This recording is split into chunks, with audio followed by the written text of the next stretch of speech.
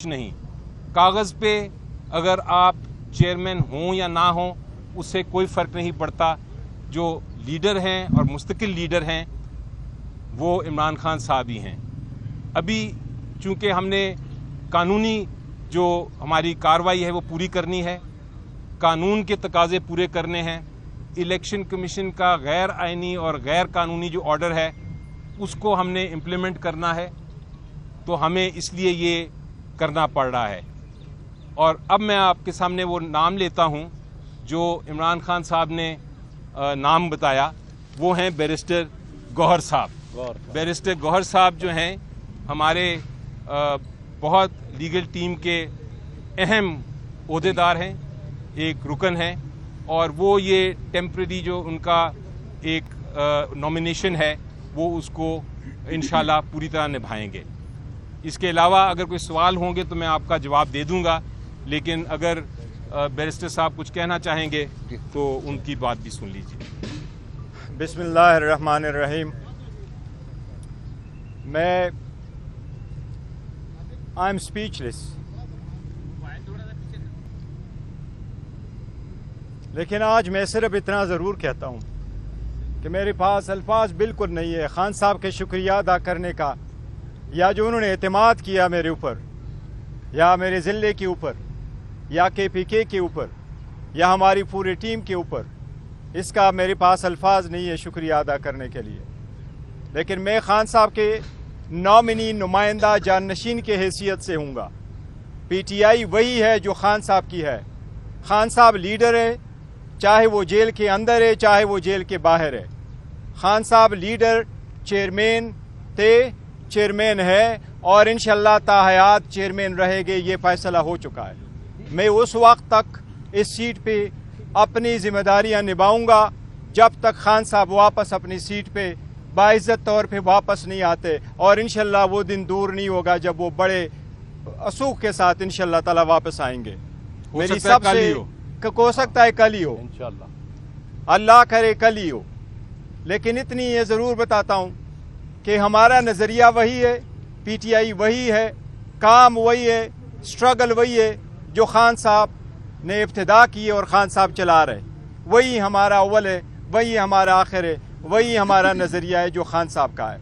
मैं सिर्फ आपसे फ़िलहाल इतनी दुआ की अपील करता हूँ, अल्लाह हमें हिम्मत दे कि इस बारी ज़िम्मेदारी को हम मुश्किल वक्त में निभा सके, कि जिन लोगों ने यहाँ तक हमें ले आए और ये स्टेप खान साहब ने लेना पड़ा, ये दिन वापस रिवर्स हो जाए और वापस अवाम का असल लीडर वो वापस अवाम में आके खड़े हो सके। आप लोगों का बहुत शुक्रिया। One at a time please, आप ऊंचा बोल।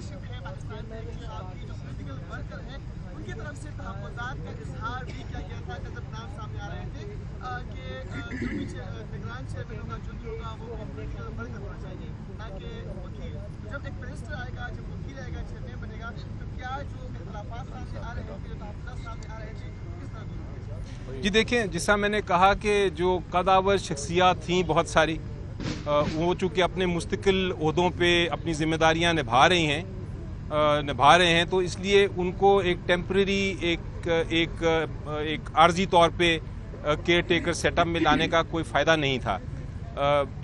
जो बैरिस्टर साहब हैं वो नॉमिनी हैं इमरान खान साहब के, और इसीलिए वकला वकील को चूज़ किया गया ताकि वो अपना जो इंस्ट्रक्शंस उनको मिलती रहेंगी वो उसके मुताबिक एक्ट करते रहेंगे।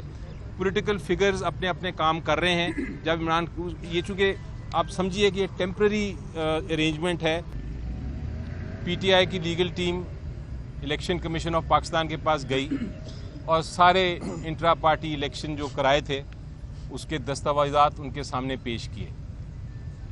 इलेक्शन कमीशन ऑफ पाकिस्तान ने वो देख के और बहस सुनने के बाद ये फ़ैसला किया, और ये फ़ैसला रिपोर्ट भी हुआ पूरी मीडिया पे अगले दिन और उस दिन भी, कि हम सेटिस्फाइड हैं। इलेक्शन कमीशन ऑफ पाकिस्तान ने कहा हम सेटिस्फाइड हैं, हम मुतमईन हैं कि आपने ये इलेक्शन कराया था, इसलिए हम ये अपना नोटिस जो है वो वापस लेते हैं।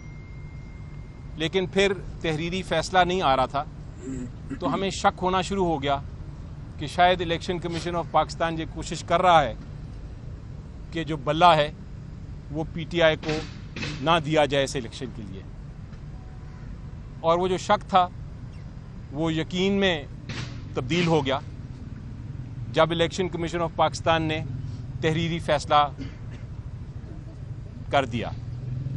उस फैसले में अपना जो ज़ुबानी अनाउंस फैसला था उसको तब्दील किया और ये कहा कि आपका इलेक्शन हम नहीं मानते, आप 20 दिन के अंदर अंदर इलेक्शन कराएं। हमारी नज़र में ये फैसला गैर आईनी और गैर कानूनी था।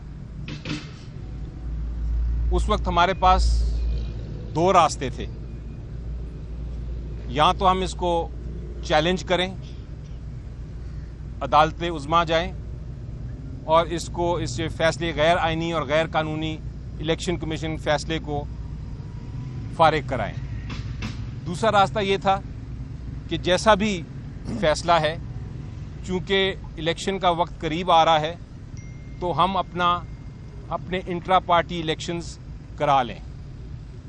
जब ये पीटीआई की लीडरशिप के सामने ये मामला आया तो हमने ये फैसला किया कि हम दोनों रास्ते अपनाएंगे, अपील भी करेंगे और उसके साथ साथ हम इंट्रा पार्टी इलेक्शंस पीटीआई के भी कराएंगे।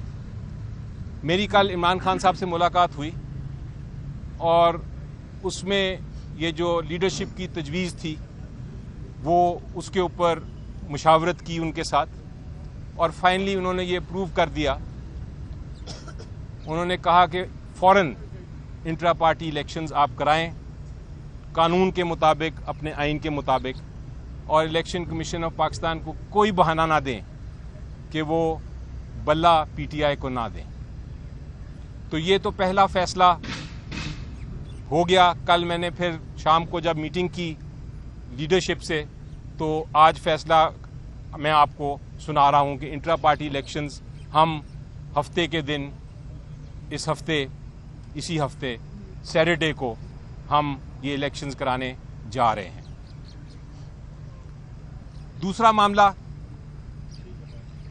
मामला एक बड़ा अहम गर्दिश कर रहा था, मुख्तलिफ फोरम्स पे उस पर तबसरे हो रहे थे, और वो ये थे कि क्या इमरान खान साहब चेयरमैन का इलेक्शन, ये इंट्रा पार्टी इलेक्शन जो होने जा रहा है, इसमें क्या इमरान खान साहब चेयरमैन का इलेक्शन लड़ेंगे या नहीं। जब इससे पहले मेरी मुलाकात हुई थी इमरान खान साहब से जेल में, तो उन्होंने कहा था, आप जो मेरी कानूनी टीम है, आप मुझे 2 मशवरे दीजिए। पहले ये कि क्या मैं ये इलेक्शन कानूनी तौर पे लड़ सकता हूं कि नहीं, और दूसरा कि अगर मैं लड़ सकता हूं तो क्या ख़तरात नज़र आते हैं आपको, क्या ख़तरे हैं कि पीटीआई को जो इलेक्शन है उसको इलेक्शन कमीशन ऑफ पाकिस्तान फिर भी कलअदम करार दे देगा सिर्फ इस वजह से कि मैं इलेक्शन में हिस्सा ले रहा हूं। उस मीटिंग के बाद कानूनी टीम बैठी और हमने पहले जो सवाल था उसका जवाब ढूंढा। हमारे मुताबिक जो इमरान खान साहब हैं उनके खिलाफ सिर्फ एक मुकदमा है, एक केस है जिसमें फ़ैसला हुआ है, और वो है तोशाखाना का केस। और उस तोशाखाना के केस में उनको सज़ा एक लोअर कोर्ट ने सुनाई गई। हमारे मुताबिक वो सज़ा भी बिल्कुल गैर आइनी और गैर कानूनी है। सबसे बड़ी बात यह है कि उसमें मौका ही नहीं दिया गया कि आप अपनी जो डिफेंस है, अपनी जो शहादत है, वो आप पेश कर सकें। तो जब एक केस में आपको शहादत पेश करने की इजाज़त ना दी गई हो, आप अपनी दफा कर ही ना सकते हों, तो वो फिर केस जो है वो आइन के मुताबिक वो बिल्कुल ही गैर कानूनी और कलअदम केस है। दूसरी बात यह है कि जिस किस्म का इल्ज़ाम लगाया हुआ है, उस इल्ज़ाम की वजह से आप वैसे भी डिस्क्वालीफाई नहीं हो सकते। आपने अगर चोरी की है, आपने डाका डाला है, आपने करप्शन की है, फिर तो आप नाअहल हो सकते हैं। लेकिन सिर्फ ये कहना कि आपने डिक्लेयर नहीं किया तोशाखाना के गिफ्ट्स को, उस किस्म के मामले पे आप वैसे भी नाअहल नहीं हो सकते।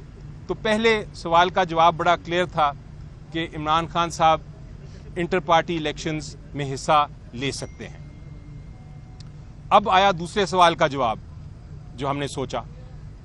दूसरे सवाल का जवाब ये था, दूसरा सवाल ये था, मैं दोबारा दोहराता हूँ, कि क्या खतरात हैं कि अगर इसके बावजूद कि वो नाअहल नहीं हैं, वो इंट्रा पार्टी इलेक्शंस में हिस्सा लेते हैं, तो क्या खतरात हैं इलेक्शन कमीशन ऑफ पाकिस्तान कोई ऐसा आखिरी वक्त पे गैर आइनी और गैर कानूनी फैसला तो नहीं कर सकता जिसकी वजह से पीटीआई को बल्ला ना मिले और पीटीआई के कैंडिडेट्स जो हैं उनकी नॉमिनेशंस कैंसिल हो जाएं। तो ये ख़तरा बिल्कुल था, क्योंकि वो फैसला जो है वो अभी तक सस्पेंड हुआ है, जो तोशा खाना का है वो फैसला सस्पेंड ज़रूर हुआ है लेकिन उसका फाइनल फैसला नहीं हुआ। तो ये मामला जब हमने डिस्कस किए तो कल इमरान खान साहब के पास मैं ये लेके गया, साथ बाकी भी वकला थे, और उनको ये हमने दोनों सवालात के जवाब दिए। तो उन्होंने कहा कि मैं कोई बहाना नहीं देना चाहता इलेक्शन कमीशन ऑफ पाकिस्तान को कि वो पीटीआई के इलेक्शन में जो जनरल इलेक्शन है नेशनल असेंबली और प्रोविंशियल असेंबली के में का, उसमें वो बल्ले का निशान ले लें या इलेक्शन में हिस्सा ना लेने दें या कैंडिडेट्स की नॉमिनेशन जो है उनको रिजेक्ट कर दें। मैं किसी किस्म का ये खतरा मोलना नहीं चाहता, क्योंकि पब्लिक हमारे साथ है। इलेक्शन जब होंगे हम इंशाल्लाह जीतेंगे। मैं इलेक्शन में हिस्सा लेना चाहता हूं, जनरल इलेक्शन में। ये इंट्रा पार्टी इलेक्शन जो है मेरे लिए कोई अहमियत नहीं रखता।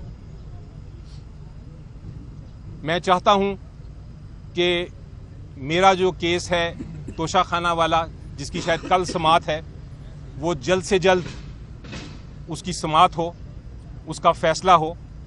जब वो फैसला हो जाएगा मैं intra party election as chairman दोबारा लड़ लूंगा। YouTube पर गूगली न्यूज देखने के लिए youtube.com की सर्च बार में गूगली न्यूज टीवी टाइप करें। गूगली न्यूज के पेज पर सुर्ख रंग के सब्सक्रिप्शन वाले बटन पर क्लिक करना ना भूलिए। YouTube पेज पर अपलोड होने वाली वीडियो से बाखबर रहने के लिए बेल आइकन पर क्लिक कीजिए। आपको हर नई वीडियो के बारे में नोटिफिकेशन मौसूल हो जाएगा।